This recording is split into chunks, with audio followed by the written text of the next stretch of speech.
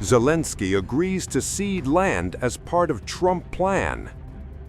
Fearing Trump fury, Zelensky softened stand on 20-point plan.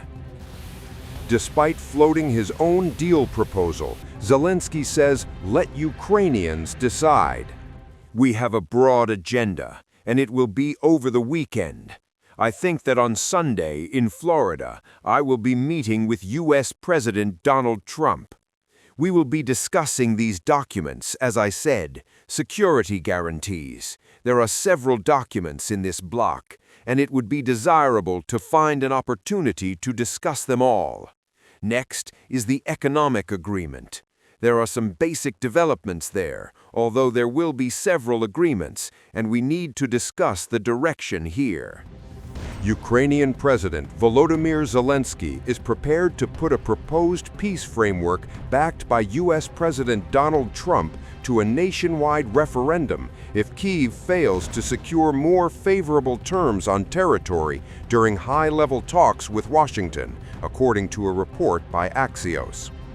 In a phone interview with the outlet, Zelensky said he hopes to reach a broad framework agreement with Trump aimed at ending the war, but acknowledged that the current U.S.-backed proposal includes painful territorial concessions in eastern Ukraine.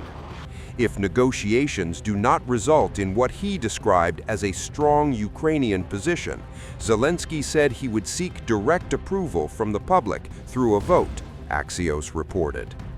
Zelensky told Axios that while progress in talks has been substantial, the territorial dimension remains the most politically sensitive obstacle. He indicated that the United States views his willingness to consider a referendum and limited territorial compromises as a significant shift. However, Zelensky stressed that such a plebiscite would be fraught with logistical, security, and political challenges in a country still under active attack. He said a ceasefire of at least 60 days would be the bare minimum required to organize a legitimate vote, adding that a referendum held amid ongoing missile strikes would risk low turnout and questions over its credibility. Earlier, on December 24th, Zelensky outlined a detailed 20-point peace proposal that Ukraine had shared with U.S. officials. The plan, portions of which were reported by media, includes provisions on territorial integrity, Ukraine's refusal to withdraw troops from Donbass, security guarantees comparable to NATO's Article 5, a peacetime army of around 800,000 troops, non-nuclear status, the future of the Zaporizhzhia nuclear power plant, freedom of navigation on the Dnipro River, comprehensive prisoner exchanges, and the holding of a presidential election. The diplomatic process is continuing. Our team is now returning from Miami. They will arrive overnight, and I will have details in the morning. In my view, everything possible that needed to be done for the first drafts has already been done. There is a 20-point plan. Perhaps not all is perfect, but this plan exists. There is a framework document on security guarantees between us, the Europeans, and the United States. There is also a separate document between us and the United States on bilateral security guarantees, which we believe should be reviewed by the U.S. Congress. I have seen the initial drafts again, and honestly, nearly 90% of the annexes that matter to us, what our Army and Ukraine can count on after such guarantees are signed, and how strong we can be, are included. Overall, it looks quite solid at this stage. These are the results of our work and our military's efforts, and importantly, not only from our side. Why? Because when drafts come only from our side, we may want many things that don't necessarily materialize. Here, the work is joint, ours and the United States. That suggests we are very close to a real outcome. A first draft of an agreement on Ukraine's recovery and economic strategy has also been developed. Despite progress on many elements, Zelensky acknowledged that Kyiv and Washington have not bridged differences over territory and the nuclear plant status. Russia has sharply criticized the Ukrainian proposal.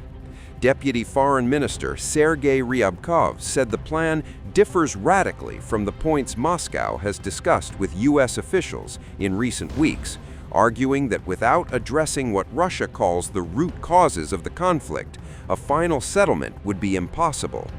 He also accused Kyiv and its European backers of attempting to derail negotiations. The talks are unfolding amid continued Russian attacks. Explosions rocked Kyiv in the early hours of Saturday, with Ukrainian officials reporting missile and drone strikes across multiple districts, injuries to civilians, and damage to residential buildings. Ukraine's Air Force declared a nationwide alert, while the strikes prompted Polish fighter jets to scramble and forced temporary airport closures in southeastern Poland. Meanwhile, the diplomatic push comes ahead of a planned meeting between Zelensky and Trump in Florida, with European leaders also set to join a coordinated call, according to Reuters. European Commission President Ursula von der Leyen is expected to participate, underscoring Europe's involvement in talks that touch on security guarantees, reconstruction, and territorial questions tied to Donbass and the Zaporizhzhia plant. Zelensky said about 90% of the proposed agreement is already finalized, adding that his goal is to bring everything to 100%. I don't know. I can't say right now whether anything will be finalized by the end.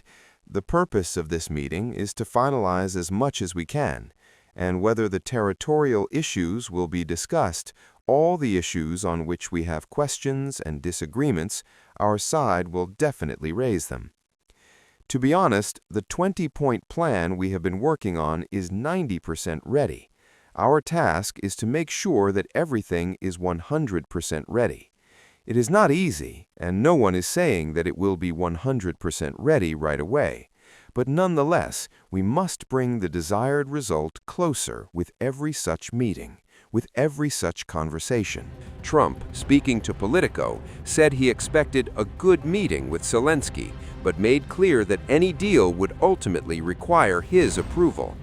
As diplomacy accelerates alongside escalating violence, the prospect of a referendum underscores how deeply contested and consequential any potential peace deal remains for Ukraine's future.